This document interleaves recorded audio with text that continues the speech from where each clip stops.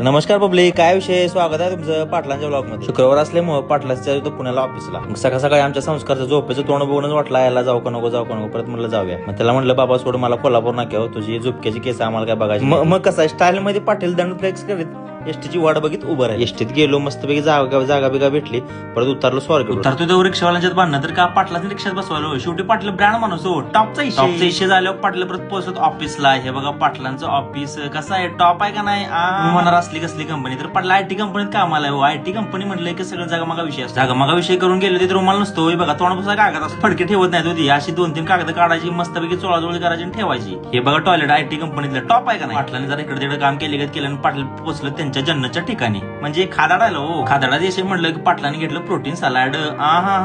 विषय ओपन टॉपचा. नुसत्या सलाडवर बघतोय पाटलाने लावलं बिर्याणीचं नियोजन. ह्यो बघा सेटअप. मग ही सगळी लेवल लावल्यावर पाटील परत गेलं जरा काम करायला. काम करून इकडे तिकडे किरकोळ झालं की जरा पिशव्या बुडविल्या चहा पावडरच्या आणि मस्तपैकी चहा मारत झुरका मारला.